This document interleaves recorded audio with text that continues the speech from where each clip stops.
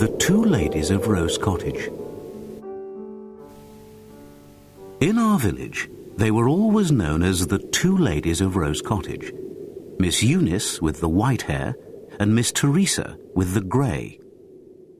Nobody really knew where they came from or exactly how old they were, but the consensus held that they had met in India, America or South Africa and decided to return to the homeland to live out their days together.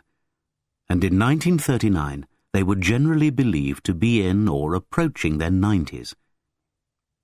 Imagine our surprise then, one fine day in September, when the police car pulled up outside Rose Cottage, and when, in a matter of hours, rumours began to spread throughout the village.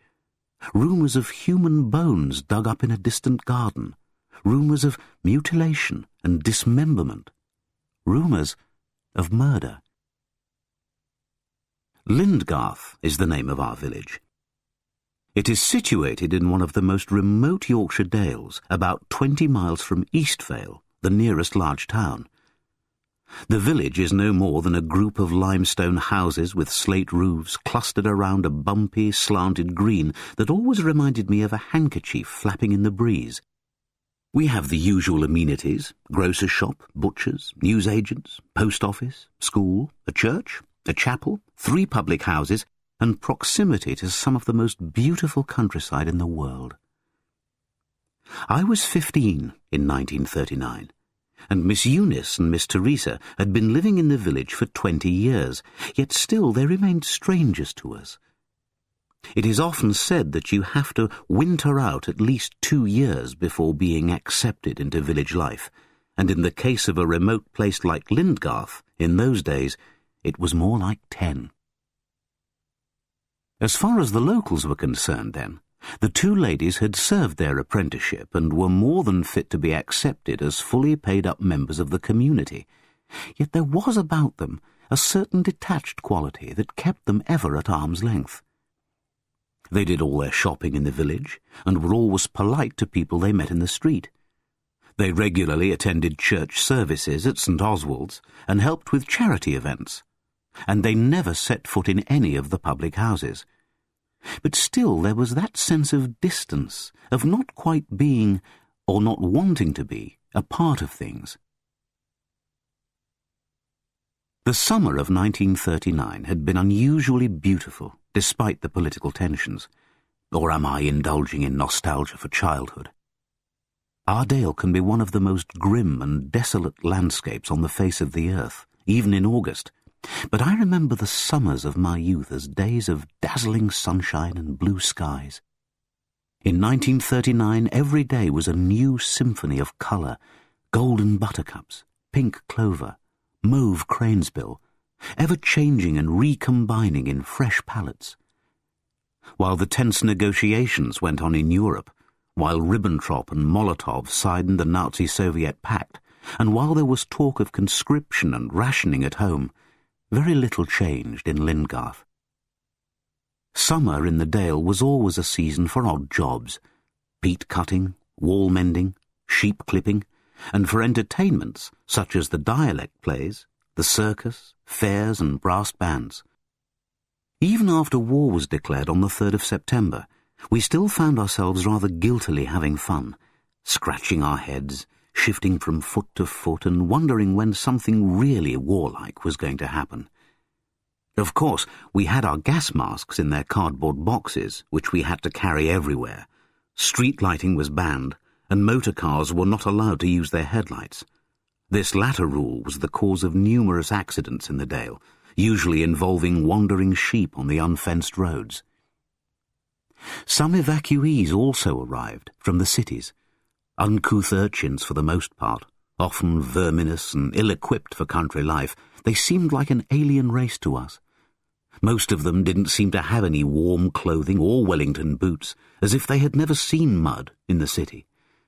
Looking back, I realized they were far from home, separated from their parents, and they must have been scared to death.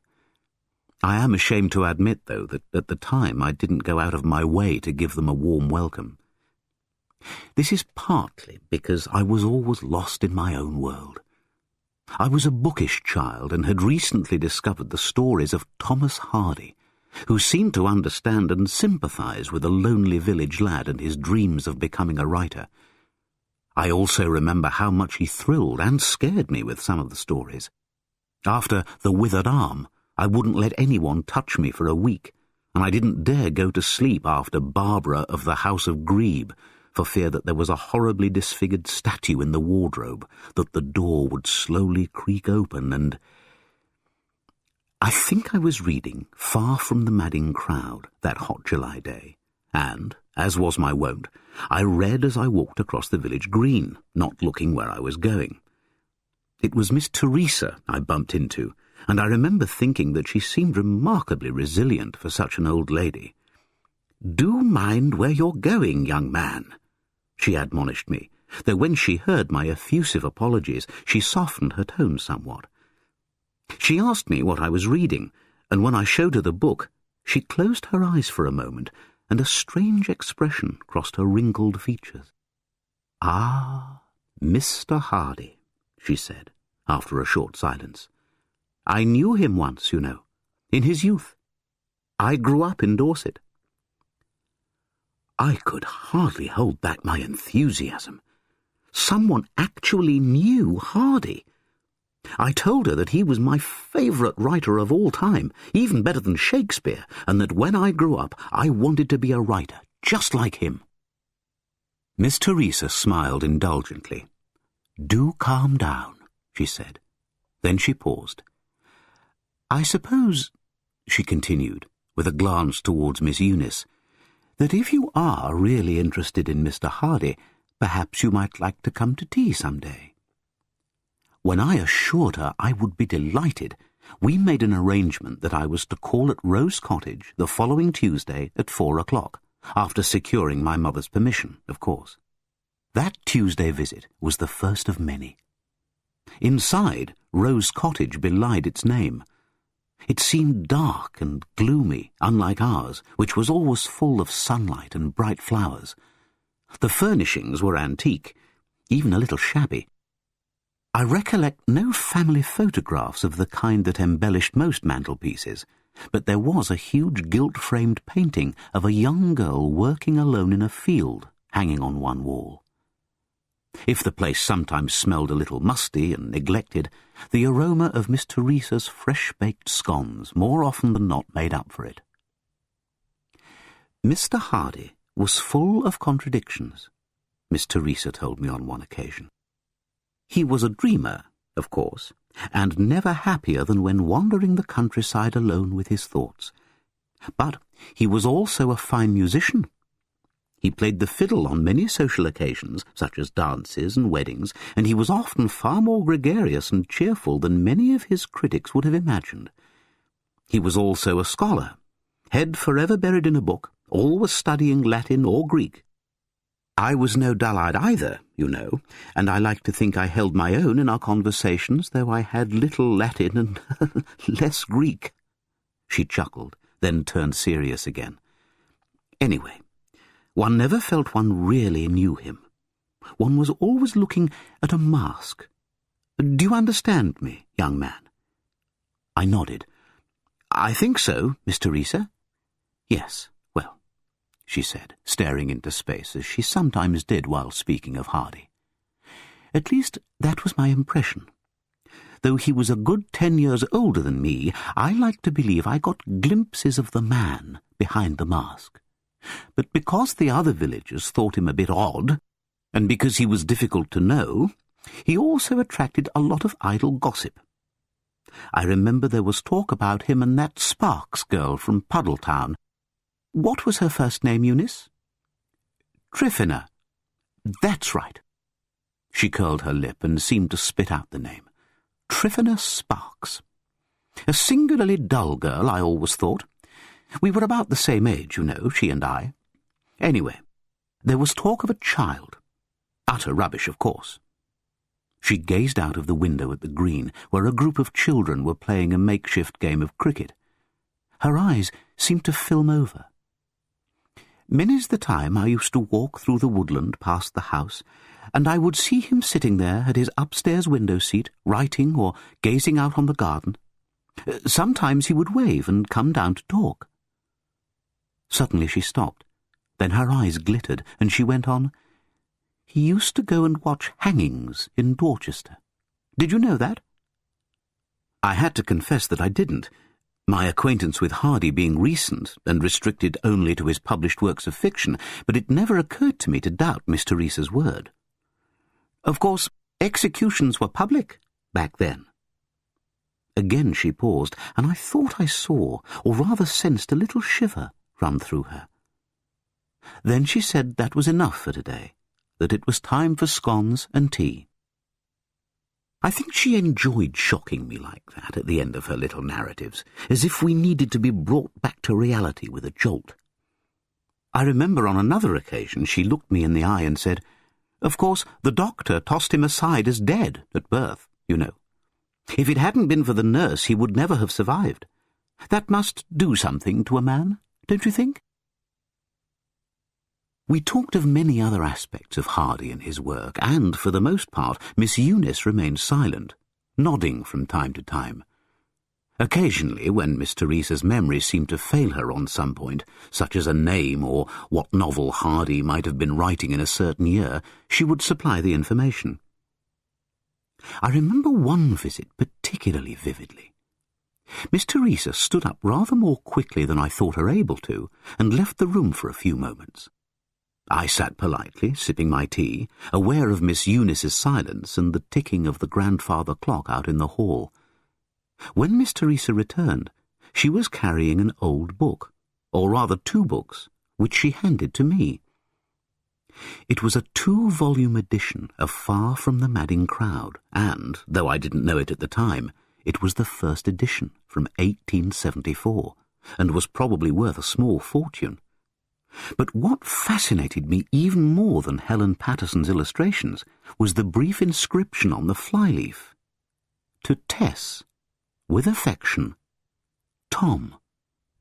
I knew that Tess was the diminutive of Teresa because I had an Aunt Teresa in Harrogate, and it never occurred to me to question that the Tess in the inscription was the person sitting opposite me, or that the Tom was none other than Thomas Hardy himself. "He called you Tess," I remember saying. "Perhaps he had you in mind when he wrote Tess of the d'Urbervilles." Miss Teresa's face drained of colour so quickly I feared for her life, and it seemed that a palpable chill entered the room. "Don't be absurd, boy," she whispered. "Tess Durbeyfield was hanged for murder." We had been officially at war for about a week, I think, when the police called. There were 3 men, 1 in uniform and 2 in plain clothes. They spent almost 2 hours in Rose Cottage, then came out alone, got in their car and drove away. We never saw them again. The day after the visit, though, I happened to overhear our local constable talking with the vicar in St. Oswald's churchyard. By a great stroke of fortune, several ewes stood between us, and I was able to remain unseen while I took in every word. "Murdered, that's what they say," said P.C. Walker. "Bashed his head in with a poker, then chopped him up in little pieces and buried him in garden. Near Dorchester it were, village called Higher Bockhampton. People who lived there were digging an air raid shelter when they found bones. Heck of a shock for bairns." Could they possibly mean Miss Teresa? That sweet old lady who made such delightful scones and had known the young Thomas Hardy? Could she really have bashed someone on the head, chopped him up into little pieces and buried them in the garden? I shivered at the thought, despite the heat. But nothing more was heard of the murder charge. The police never returned. People found new things to talk about, and after a couple of weeks Miss Eunice and Miss Teresa reappeared in village life much as they had been before. The only difference was that my mother would no longer allow me to visit Rose Cottage. I put up token resistance, but by then my mind was full of Spitfires, secret codes, and aircraft carriers anyway. Events seemed to move quickly in the days after the police visit, though I cannot be certain of the actual time period involved. 4 things, however, conspired to put the murder out of my mind for some time. Miss Teresa died, I think in the November of that same year. Miss Eunice retreated into an even deeper silence than before. The war escalated, and I was called up to military service. The next time I gave any thought to the 2 ladies of Rose Cottage was in Egypt, of all places, in September 1942. I was on night watch with the 8th Army, not far from Alamein. Desert nights have an eerie beauty I have never found anywhere else since. After the heat of the day, the cold surprises one for a start, as does the sense of endless space. But even more surprising is the desertscape of wrecked tanks, jeeps and lorries in the cold moonlight, metal wrenched and twisted into impossible patterns like some petrified forest or exposed coral reef. To spoil our sleep and shatter our nerves, Rommel's Africa Corps had got into the routine of setting up huge amplified speakers and blaring out Lily Marlene over and over all night long. It was on a night such as this, while I was trying to stay warm and awake and trying to shut my ears to the music, that I struck up a conversation with a soldier called Sidney Ferris from one of the Dorset regiments. When Sid told me he had grown up in Piddlehinton, I suddenly thought of the 2 ladies of Rose Cottage. "Did you ever hear any stories of a murder around there?" I asked, offering Sid a cigarette. "A place called Higher Bockhampton?" "Lots of murder stories going around when I was a lad," he said, lighting up, careful to hide the flame with his cupped hand. "Better than the wireless." "This would be a wife murdering her husband?" He nodded. "Plenty of that and all. And husbands murdering their wives. Makes you wonder whether it's worth getting married, doesn't it? Higher Bockhampton, you say?" "Yes. Teresa Morgan, I believe the woman's name was." He frowned. "Name don't ring no bell," he said. "But I do recall a tale about some woman who was supposed to have killed her husband, cut him up in pieces, and buried them in the garden. Couple of young lads found some bones when they was digging an air raid shelter a few years back. Animal bones, if you ask me." "But did the villagers believe the tale?" He shrugged. "Don't know about anyone else, but can't say as I did. So many stories like that going around, they can't all be true, or damn near all of us would be murderers or corpses. Stands to reason, doesn't it?" And he took a long drag on his cigarette, holding it in his cupped hand, like most soldiers, so the enemy wouldn't see the pinpoint of light. "Did anyone say what became of the woman?" I asked. "She went away some years later. There was talk of someone else seen running away from the farmhouse, too, the night they said the murder must have taken place." "Could it have been him, the husband?" Sid shook his head. "Too slight a figure. Her husband was a big man, apparently. Anyway, that led to more talk of an illicit lover. There's always a lover, isn't there? Have you noticed? You know what kind of minds these country gossips have." "Did anyone say who the other person might have been?" "Nobody knew. Just rumours of a vague shape seen running away. These are old wives' tales we're talking about." "But perhaps there's some truth." But at that point I was relieved of my watch, and the next weeks turned out to be so chaotic that I never even saw Sid again. I heard later that he was killed at the Battle of Alamein just over a month after our conversation. I didn't come across the mystery of Rose Cottage again until the early 1950s. At that time, I was living in Eastvale, in a small flat overlooking the cobbled market square. The town was much smaller and quieter than it is today, though little about the square has changed, from the ancient market cross, the Queen's Arms on the corner, the Norman church, and the Tudor-fronted police station.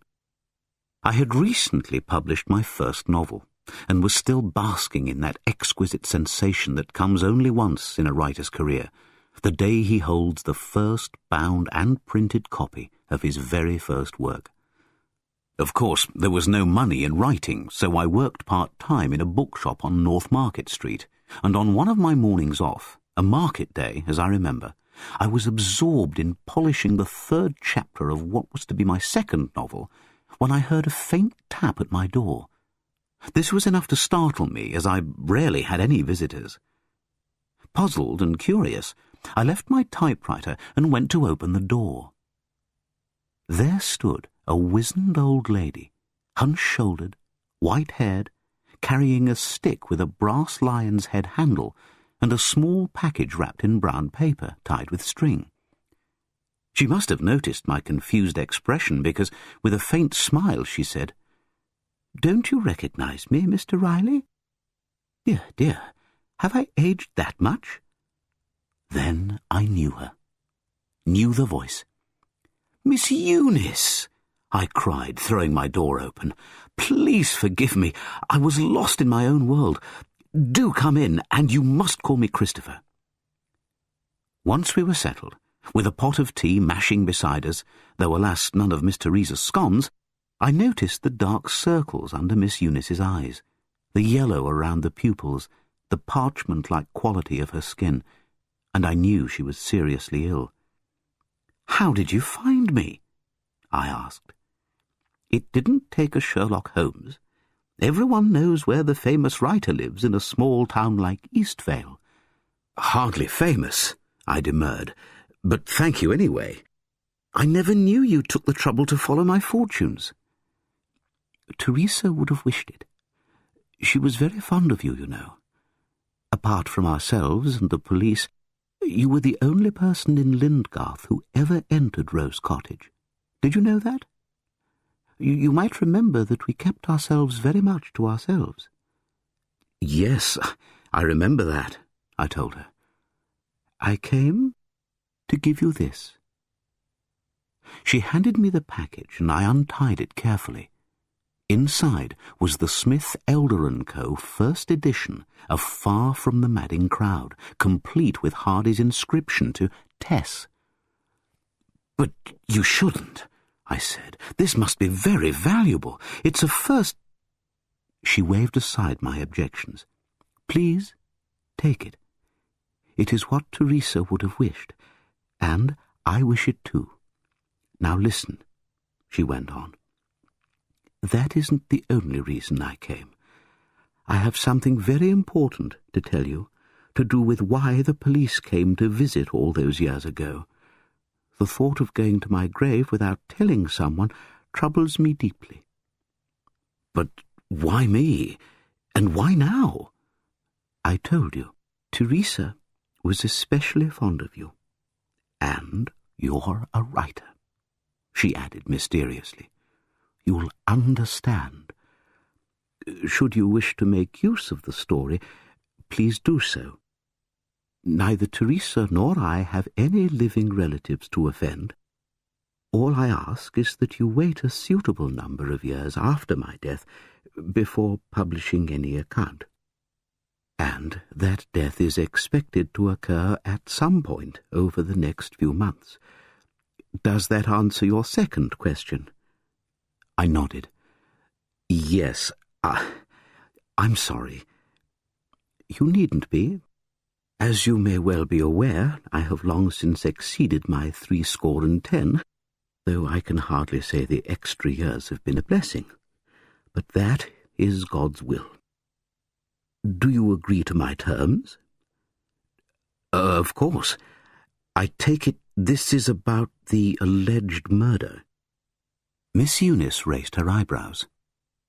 "So, you've heard the rumours," she said. "Well, there was a murder, all right. Teresa Morgan murdered her husband, Jacob, and buried his body in the garden." She held out her teacup, and I poured. I noticed that her hand was shaking slightly. Mine was, too. The shouts of the market vendors came in through my open windows. "When did she do this?" was all I could manage. Miss Eunice closed her eyes and pursed her cracked lips. "I don't remember the exact year," she said, "but it really doesn't matter. You could look it up if you wanted. It was the year the Queen was proclaimed Empress of India." I happen to know that was in 1877. I have always had a good memory for historical dates. If my calculations were correct, Miss Teresa would have been about 27 at the time. "Will you tell me what happened?" I asked. "That's why I'm here," Miss Eunice said rather sharply. Teresa's husband was a brute, a bully and a drunkard. She wouldn't have married him had she had any choice in the matter, but her parents approved the match. He had his own small farm, you see, and they were only tenants. Teresa was a very intelligent girl, but that counted for nothing in those days. In fact, it was a positive disadvantage, as was her willfulness. Anyway, he used to beat her to within an inch of her life, where the bruises wouldn't show, of course. One day she'd had enough of it, so she killed him. What did she do? She hit him with the poker from the fireplace, and, after darkness had fallen, she buried him deep in the garden. She was afraid that if the matter went to court, the authorities wouldn't believe her and she would be hanged.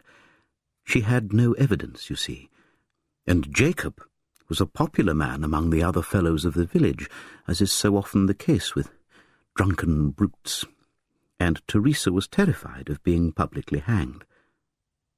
But did no one suspect her? Miss Eunice shook her head. Jacob was constantly talking about leaving his wife and heading for the New World. He used to berate her for not bearing him any children, specifically sons, and threatened that one day she would wake up and he would be gone to another country to find a woman who could give him the children he wanted. He repeated these threats in the alehouse so often that no one in the entire county of Dorset could fail to know about them. So, when he disappeared, everyone assumed he had followed through on his threats to leave her. Exactly. Oh, there were rumours that his wife had murdered him, of course. There always are when such mysteries occur. Yes, I thought, remembering my conversation with Sid Ferris one cold desert night 10 years ago.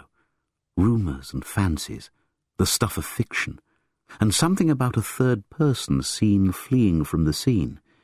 Well, that could wait. Teresa stayed on at the farm for another 10 years, Miss Eunice went on. Then she sold up and went to America. It was a brave move, but Teresa no more lacked for courage than she did for beauty. She was in her late 30s then, and even after a hard life she could still turn heads. In New York she landed on her feet and eventually married a financier, Sam Cotter, a good man. She also took a companion. "You?" I asked. Miss Eunice nodded. "Yes. Some years later, Sam died of a stroke. We stayed on in New York for a while, but we grew increasingly homesick.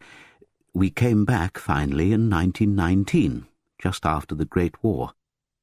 For obvious reasons, Teresa didn't want to live anywhere near Dorset, so we settled in Yorkshire." "A remarkable tale," I said. "But that's not all," Miss Eunice went on, pausing only to sip some tea. "There was a child. I thought you said—" She took one hand off her stick and held it up, palm out. "Christopher, please let me tell the story in my own way. Then it will be yours to do with as you wish. You have no idea how difficult this is for me." She paused and stared down at the brass lion's head for so long I feared she had fallen asleep, or died. Outside in the market square a butcher was loudly trying to sell a leg of mutton. Just as I was about to go over to Miss Eunice, she stirred. "There was a child," she repeated. "When Teresa was 15, she gave birth to a child. It was a difficult birth. She was never able to bear any other children." "What happened to this child?" "Teresa had a sister called Alice, living in Dorchester.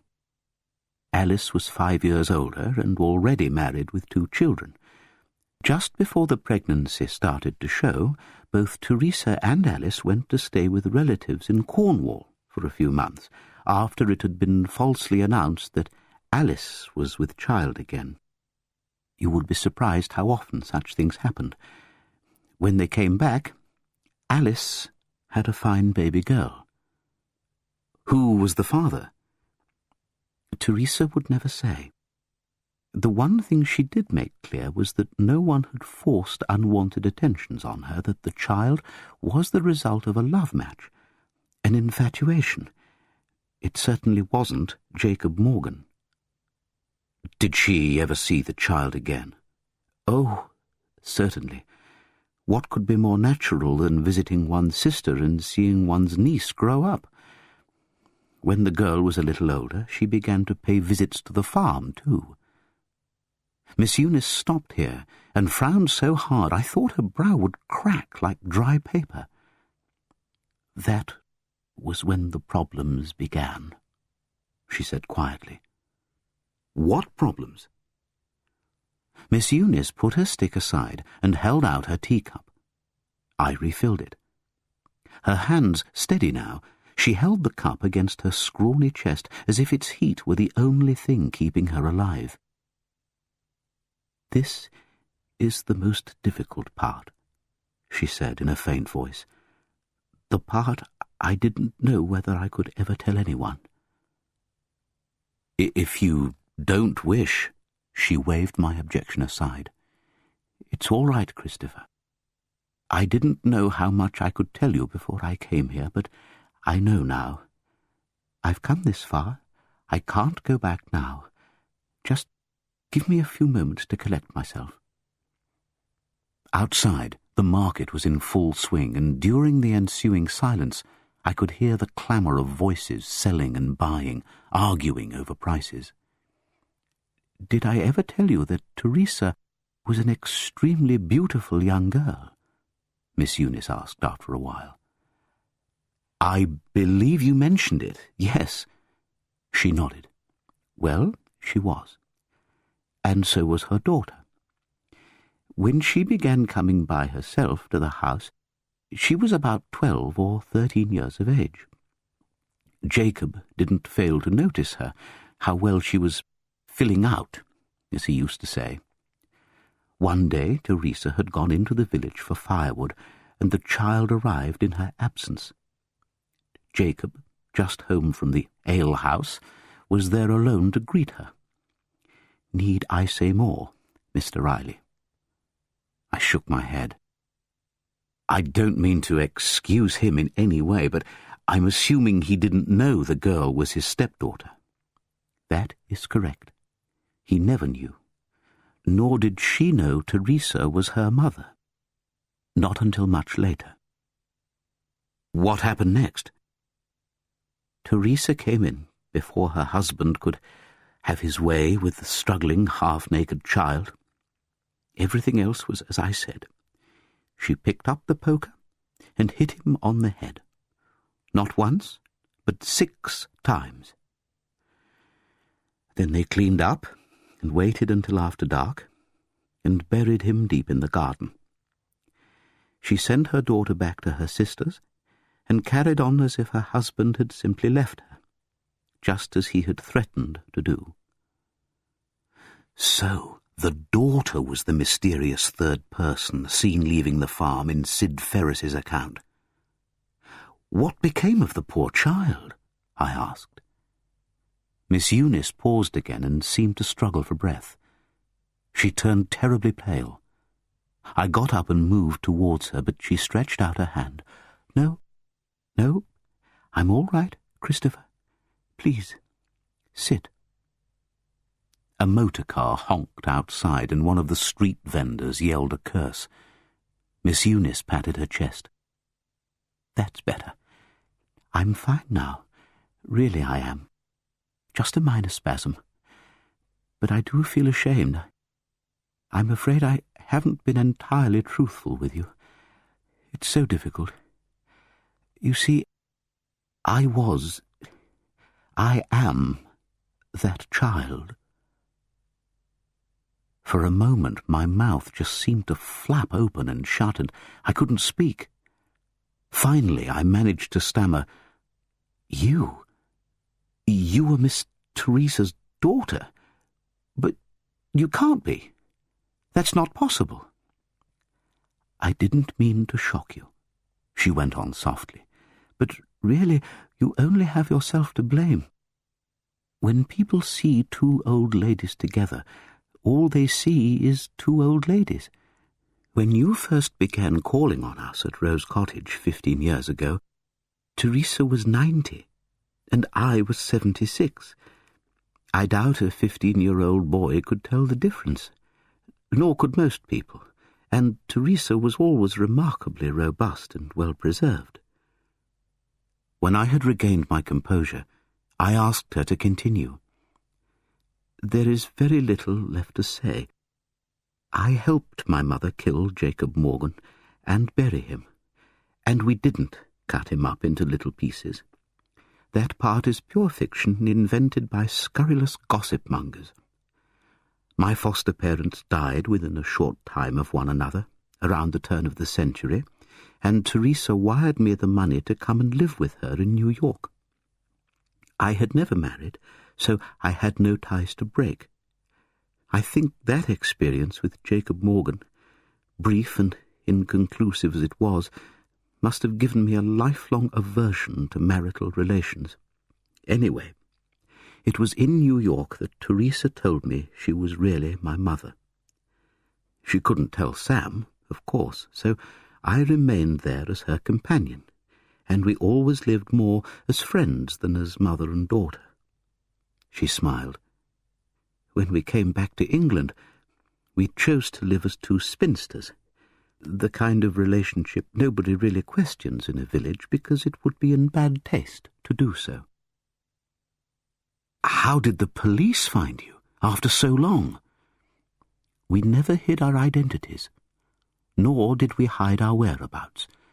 We bought Rose Cottage through a local solicitor before we returned from America, so it was listed as our address on all the official papers we filled in." She shrugged. "The police soon recognized that Teresa was far too frail to question, let alone put on trial, so they let the matter drop. And, to be quite honest, they didn't really have enough evidence, you know.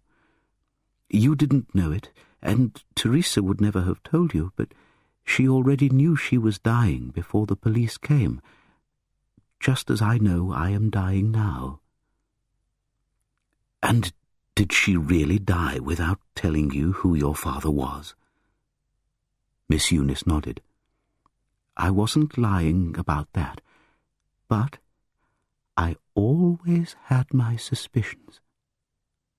Her eyes sparkled for a moment, the way a fizzy drink does when you pour it. "You know, Teresa was always unreasonably jealous of that Tryphonus Sparks, and Mr. Hardy did have an eye for the young girls." 40 years have passed since Miss Eunice's death, and I have lived in many towns and villages in many countries of the world.